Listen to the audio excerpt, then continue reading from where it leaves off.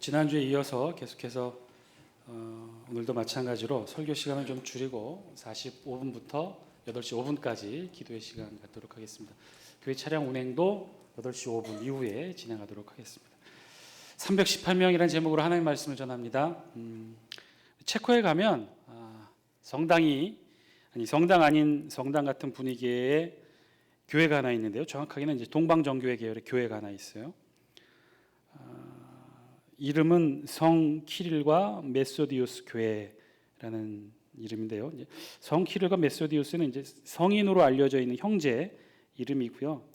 이 체코 지역의 동방정교회에서는 유명한 사람들로 알려져 있습니다. 어쨌든 이 사람의 이름을 딴 교회가 유명하게 되었는데, 그 유명하게 된 이유는 체코에 있는 대부분의 관광지들은 중세시대로 거슬러 올라가는데요. 이 교회의 유적은 2차 세계대전을 기념하는 유적이라고 해요. 사진 한 장 보여주실래요? 겉으로 보기에는 조금 작아 보이는 하여튼 뭐 예쁘장한 교회입니다. 한 장 더 보여주시겠어요? 그런데 그 교회 전면에 보면 저기 조그만 창문이 있는데 저 사진 말고요. 두 번째 사진. 그 사진. 그 측면에 보면 이제 조그만 구멍이 있어요. 사실은 구멍이 있고 지금은 이제 유리로 막아져 있는데 예전에는 그냥 뚫린 구멍이고 저곳이 어디냐면 교회 지하실과 연결된 곳입니다. 그런데 자세히 보시면 그 다음 사진 보실래요? 아까 보여줬던 사진. 번호를 매겼는데 그 순서대로 보여주면 되는데 그 다음 사진. 전혀 그 무슨 사진인지 모르겠구나. 내가 번호를 매겨놨는데 그 사진에 사진명이 그 다음 사진. 그 다음 사진. 에휴, 모르겠네. 자, 이제 처음 사진으로 돌아가세요. 처음 사진 이건가요? 두 번째 사진. 자세히 보시면 이제 구멍이 나 있고요. 그 구멍에 총탄 자국이 있어요. 그래서 사람들이 이제 지금도 체코 사람들은 이곳을 기념하고 거기다가 이제 꽃을 갖다 놓고 초도 갖다 놓고 이제 기념하는 곳으로 여겨지는데 이제 이곳이 어떤 곳이냐? 2차 세계 대전이 한창인 때 이 체코가 독일의 점령지가 됐고 독일군의 체코 총독으로 임명되었던 한 독일군 이 전범자 장군이 오게 되는데 이 사람이 누구냐? 라인하르트 하이드리히라는 사람인데요. 어떤 사람이냐면 나치 친위대를 조직하고 또 이 나치 친위대의 실제 주요 임무가 유태인 학살을 하게 되는데 총 지휘하고 계획하고 설계했던 인물이 이 체코 지역에 오게 됩니다. 근데 이 사람 인물은 이제 안 보여줘도 돼요. 이 사람의 이력은 군인이었지만 이제 여자 문제로 불명예 제대를 하게 되는 독일군 출신이었는데 나중에 히틀러의 눈에 띄어서 친위대를 조직하고 어떤 일을 했냐면 유태인 학살을 했어요. 주로 어떻게 했냐면요. 독일군이 전쟁을 하잖아요. 전쟁에서 나가서 그 지역을 이기면 제일 먼저 도착하는 게 누구냐면 나치 친위대예요. 이 라인하르트 하이드리히가 군대를 이끌고 친위대 군대를 이끌고 그 지역에 도착해서 점령 지역의 유태인들을 색출해서 제일 먼저 죽이는 일들을 했어요. 그래서 독일군 안에서도 반감이 꽤 심했던 인물이었는데 하여튼 열심히 그 일을 했고 나중에 그 업적을 인정받아 체코군 총사령관으로 오게 됩니다. 근데 체코 지역에서도 이 독일군의 라인하르트 하이드리히의 그 유태인 학살이 아주 극에 달아서 체코인들도 이 사람을 이 독일군을 암살하기 위해서 많이 시도를 했는데 그 중에서 영국에서 그를 암살하기 위해 체코인 출신 7명의 군인을 특별히 훈련시켜서 체코로 다시 보내게 돼요. 그래서 이들이 7명이 여러 차례 시도 끝에 결국 어떻게 됐느냐? 이 라인하르트 독일군 장교를 죽이게 됩니다. 성공을 하게 되죠. 근데 사실은 뭐 여러 가지 우여곡절이 있어요. 총을 난사했는데 기관총이 고장나서 총을 못 쏘고 결국은 차 밑에 수류탄을 던졌는데 직접적인 피해는 아니고 파편이 이 장교 라인하르트 하이드리히의 이 골반뼈에 박히게 됩니다. 근데 그거는 사실 금방 치료가 가능한 부상이었다고요. 그래서 사실은 실패했는데 하늘의 도움이었는지 바로 의사의 도움을 받아서 치료받으면 살 수 있었지만 체코인을 믿을 수 없다고, 체코인 의사를 믿을 수 없다고 본국에서 독일인 의사를 기다렸대요. 그 한 3일 기다리는 동안 결국 감염으로 죽게 됩니다. 이 암살은 성공하게 되고 이제 본격적으로 독일군의 대대적인 보복이 일어나게 되죠. 실제 이 체코 지역에 있는 리디체라는 마을 하나를 임의로 선택을 해서 모든 남성들을 다 학살하고 여자들은 수용소로 보내버리고 실제로 이 마을 리디체라는 마을 지도상에서 아예 없애버립니다. 이런 보복적인 독일군의 위협에 이 체코인 협력자가 암살을 도왔던 체코인 협력자가 결국은 자신의 가족을 안정을 걱정을 해서 배신하게 되고 이 7명이 숨어 있는 거처를 불게 되죠. 이 7명이 어디 숨어 있느냐? 아까 보여드렸던 그 성당에 숨어 있었던 거예요. 동방정교회 신부들이 이 암살자들을 도와주고 있었던 거죠. 그래서 결국은 이 교회가 독일군과 이들의 싸움으로 쑥대밭이 되었고 결국 5명은 1층 교회 로비에서 죽게 되고 나머지 2명은 지하실까지 내려가게 됩니다. 지하실까지 내려가서 마지막까지 저항하게 되는데 결국 어떻게 했느냐? 또 사진 못 찾을 거 아니야. 호수로 뿌리는 장면이 있는데 그거 찾아볼 수 있어요? 저 아까 보셨던 그 유리창에 많은 사람들이 체코인들이 꽃을 갖다 놓고 그 7명을 기념했는데 그 창문이 저기 영화의 한 장면이고요. 저 창문에 독일군들이 어떻게 했느냐? 저기 지하실에 내려가서 끝까지 저항하는 2명의 이 체코인 암살범들을 물을 집어넣어서 결국은 어떻게든 생포하려고 물을 집어넣는데 결국은 어떻게 됐냐? 이 2사람이 마지막에 서로의 머리에 총을 쏴서 죽게 됩니다. 이들이 마지막으로 봤던 게 뭐 영화로도 소설로도 나와 있지만 창문을 통해 마지막 비쳤던 새벽 아침 햇살 그걸 마지막으로 보면서 이들이 머리에 서로 총을 겨누고 자살하게 되죠. 그 다음 사진 보시면 지금 실제로도 여기는 관광지로도 개발이 돼서 그들이 마지막까지 저항했던 관광지 그 지하 성당의 그 교회 지하를 개방을 합니다. 그리고 아까 보여드렸던 저게 이제 맞은편에 있는 반대편으로 나가는 하수구를 파려고 저들이 끝까지 노력했던 것 같았는데 이제 그런 장면들, 그런 모습들은 이제 아직도 남아놓고 있죠. 그래서 이 영화의 제목이 뭐냐면 새벽의 7인이에요. 새벽의 7인. 소설로도 영화로도 많이 알려져 있는데요. 뭐 우리 이 서부 영화에 보면 황야의 7인 뭐 이런 것도 있죠. 그와 비슷한 제목을 딴 것이 또 뭐가 있을까요? 우리 성경에도 있어요. 뭐가 있죠? 기드온과 300용사. 우리나라 역사에도 있어요. 우리나라 역사에도 이런 숫자를 기념하면서 땄던 명명했던 이름들이 있어요. 계백 장군과 몇 명의 결사대? 5천의 결사대. 너무 오래돼서 잘 모르시죠? 백제가 신라에 멸망될 때 신라군 5만의 군사에 대항해서 계백 장군이 결사대를 이끌고 나가죠. 자신의 가족들 다 죽이고 5천 명의 결사대를 이끌고 황산벌 전투에 임하게 되죠. 또 아이러니한 건 5천의 결사대들이 죽음을 무릅쓰고 5만을 막아냅니다. 그런데 결국 이 5천의 결사대도 몇 명 앞에 무너지죠? 화랑관창 1명 앞에 또 무너지게 됩니다. 자, 어쨌든 이런 일들이 우리 세계 역사뿐만 아니라 우리 성경에도 있어요.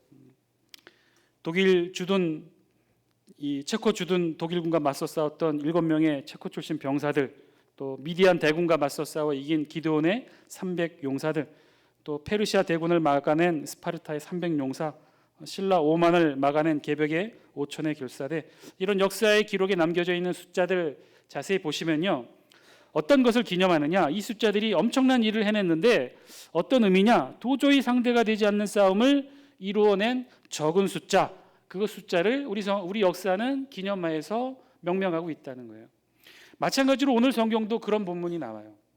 오늘 우리가 함께 읽었던 성경 본문에도요, 아주 재미있는 숫자를 우리 성경이 기록하고 있어요. 다른 많은 숫자가 있었지만 다른 많은 숫자 우리 성경이 기록하지 않고 딱 이 한 숫자를 기록해요. 어떤 거죠?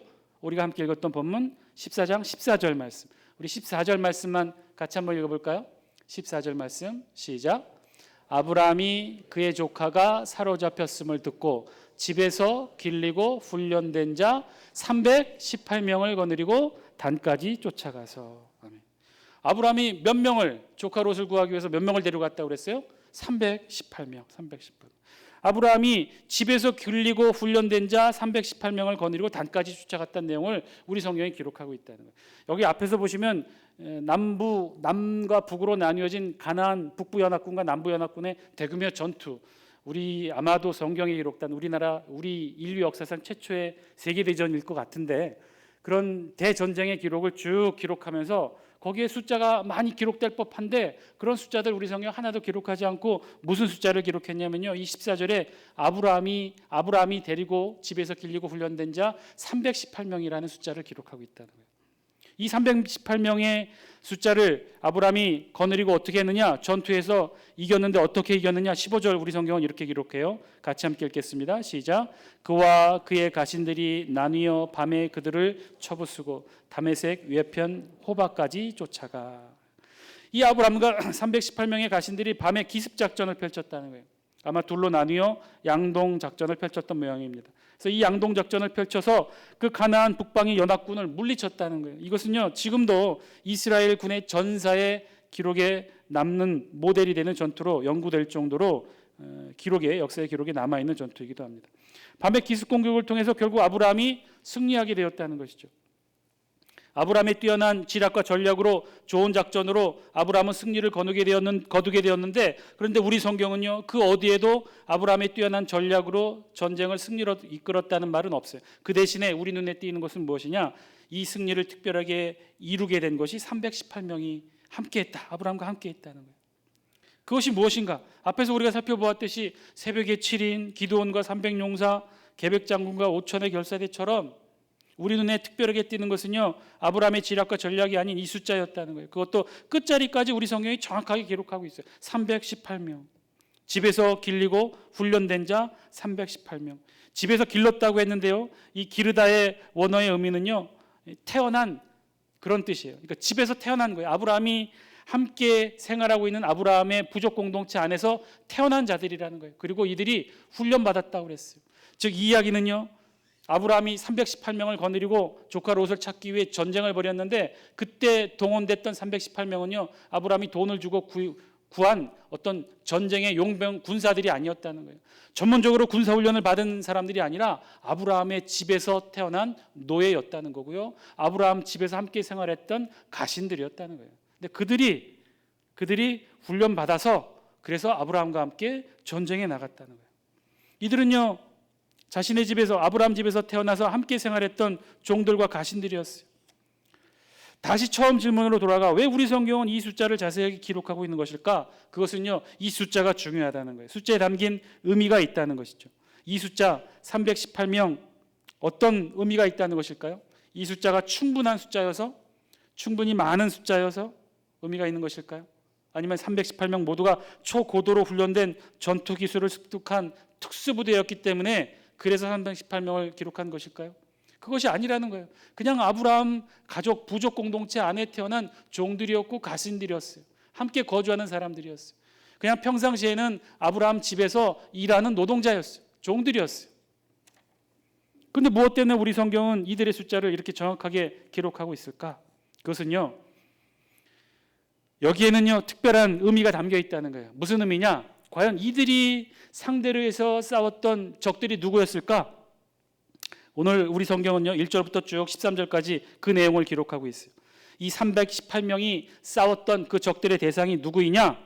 그 누구냐? 1절에 보시면요, 1절과 2절에 기록되어 있는데, 우리 같이 한번 영상을 통해 읽겠습니다. 시작. 당시에 시날 왕 아므라벨과 엘레살 왕 아리옥과 엘람 왕 그돌라오멜과 고임 왕 디다리. 2절. 소돔 왕 베라와 고모라 왕 비르사와 아드마 왕 시납과 스보임 왕 세메벨과 벨라 곧 수아랑과 싸우니라. 아멘. 좀 많은 지명과 인명이 섞여 있어서 잘 복잡한데요, 간단하게 나누면요, 1절에는요 4개 연합국가가 모여 있고요, 2절에는 5개 연합국가가 모여 있다는 거예요. 위치상으로 1절에 있는 4개 국가는요 가나안 북부에 있는 그런 나라들, 국가들이었어요. 주로 구 바벨론 지역에 거주했던 강대한 민족 국가였습니다. 이미 왕권이 강력하게 자리 잡고 있었던 그런 고대 지역에 패권을 가졌던 그런 왕권이 강화된 그런 국가들이었어요. 반면에 밑에 2절에 나와 있는 5개의 국가는 어디냐? 사해 남부 지역에 위치한 조그만 도시 국가들이었어요. 그 중에 주축을 이루었던 것이 누구냐? 소돔과 고모라였는데, 소돔과 고모라는요 조그만 도시 국가였어요. 즉 이 이야기는 북부의 거대한 왕권을 가진 민족 국가 4개의 연합 국가 대 아래 사해 남부 지역에 있는 조그만 도시국가 5개 연합국가가 각각 남북으로 나뉘어 전쟁을 벌였다는 내용이에요. 그 전쟁을 벌인 내용도 우리 성경에 비교적 자세하게 기록하게 되어 있는데 그 이유는요 4절에 있는 말씀으로 기록하고 있어요. 4절 말씀 우리 같이 한번 읽겠습니다. 시작. 이들이 12년 동안 그돌라오멜을 섬기다가 제 13년에 배반한지라. 아멘. 이유는요 간단해요. 북부에 있는 강력한 왕권 국가들, 그 중에 핵심인 이 절대 패권 국가 엘람의 그돌라오멜을 다 가나안 전 지역이 섬겼다는 거예요. 조공을 바쳤다는 거예요. 그런데 남부의 5개 도시 국가가 배반을 한 것이죠. 아마도 이유는 아브라함이 겪었던 대기근, 가나안의 대기근에 맞춰서 이들도 더 이상 계속해서 조공을 바칠 수 없었던 형편이었겠죠. 그래서 배반을 했을 것입니다. 그래서 이들이 주도해서 남부 연합군을 결성했고 북부에 있는 이들 군대와 같이 전쟁을 하게 된 것이죠.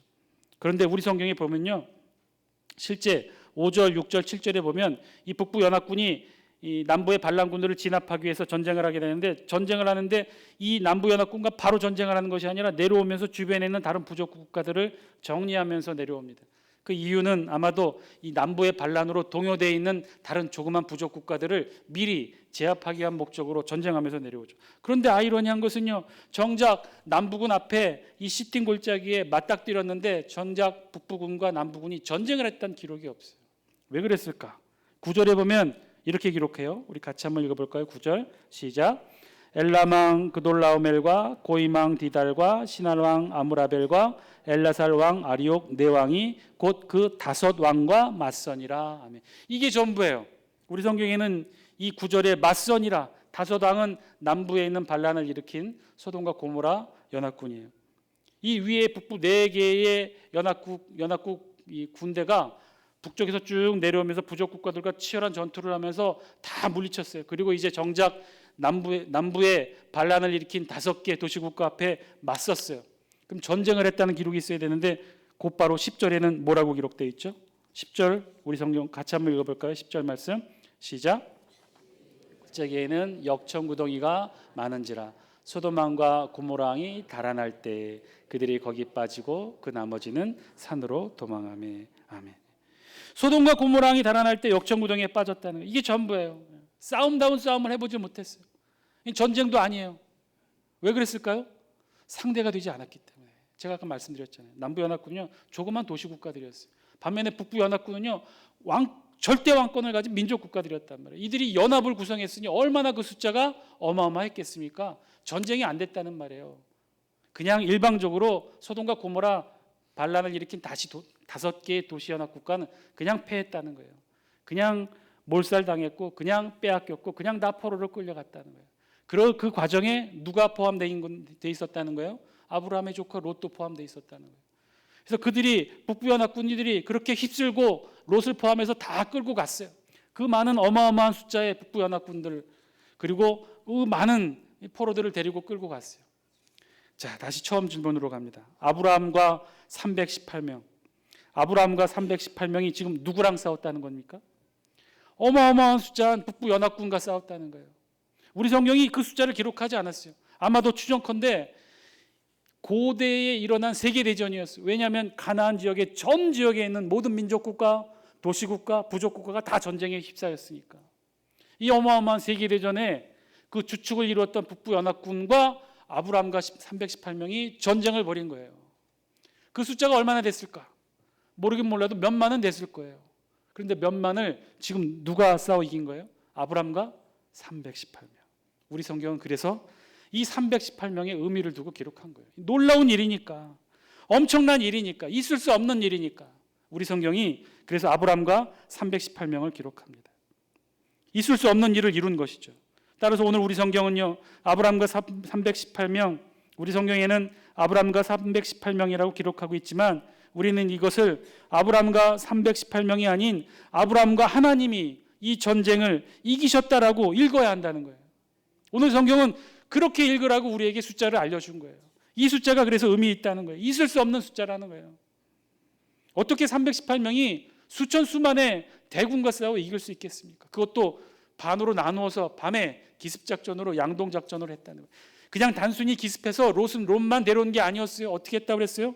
끝까지 쫓아갔다고 그랬어요. 호박까지 쫓아갔다고 그랬어요. 다시는 재기에서 남쪽으로 쳐들어오지 못하도록 완전히 쫓아버렸다는 거예요. 누가? 아브람과 318명이. 있을 수 없는 일이 일어났다는 거죠. 사랑하는 장숙회 성도 여러분, 오늘도 본문을 읽는 저와 여러분들의 삶 속에 이와 같은 일이 일어나기를 주의 이름으로 간절히 축원드립니다. 아무리 힘들고 어려워도, 될 수 없을 것 같아 보여도, 아무리 불가능해 보이고 아무리 힘들어 보여도 된다는 거예요. 아브람과 318명이 그러했던 것처럼, 아브람과 318명이 있을 수 없는 전쟁, 이길 수 없는 전쟁을 이겼던 것처럼 우리도 아브람과 318명이라고 쓰고 그렇게 해석했으면 좋겠다는 거예요. 하나님이 함께 하신다, 하나님이 이루신다, 하나님이 승리하신다, 이렇게 저와 여러분들이 읽을 수 있었으면 좋겠어요. 318명밖에 없을 수밖에 없을지도 몰라요. 우리의 전부일 수도 있어요. 이 작은 숫자로는 이 세상에 우리가 맞닥뜨려야 될 많은 일들, 이길 수 없는 것이 분명할지도 몰라요. 그러나 318명의 하나님이 함께 하시면 이룰 수 있다는 거예요. 이길 수 있다는 거예요. 아브라함이 그것을 보여줬다는 거예요. 우리 성경이 그래서 그것을 여러분들이 기억하고 믿으라는 얘기예요. 아브라함과 318명이 가나안 북부 연합군을 물리쳤다는 거예요. 조카 롯을 데려오고 승리로 이끌었고 많은 사람들의 목숨을 건졌다는 거예요. 오늘 이와 같은 일이 저와 여러분들의 삶과 우리의 가정과 일터에서도 일어나기를 주의 이름으로 간절히 축원드립니다. 오늘 우리 함께 이 기도 제목 가지고 함께 기도하기를 원합니다. 우리 잠깐 반주해 주시겠어요? 우리 반주와 함께 이 기도 제목 놓고 함께 우리 통성으로 기도하기를 원합니다. 우리도 하나님이 함께 하시면 이룰 수 있습니다. 우리도 하나님이 함께 하시면 아브람과 318명이라는 적은 숫자지만 이 숫자로 그 많은 가나안 북부 연합군을 이겼던 것처럼 이길 수 있습니다. 승리할 수 있습니다. 우리의 삶 속에서도 이런 일이 있을 수 있도록 하나님 지켜주옵소서, 이루어주게 하여 주옵소서, 승리하게 하여 주옵소서. 우리의 삶 가운데 힘들고 어려운 일이 있지만 하나님 함께하여 주시사 아브라함의 318명이 그랬던 것처럼 우리의 삶 속에서도 하나님이 우리와 함께 하시면 이길 수 있습니다. 승리할 수 있습니다. 우리 가족, 우리 일터, 우리 삶 속에 이와 같은 하나님이 함께 하심의 승리의 놀라운 기적이 있게 하여 주옵소서. 다 함께 이 기도 제목 놓고 통성으로 기도합니다. 기도하시겠습니다.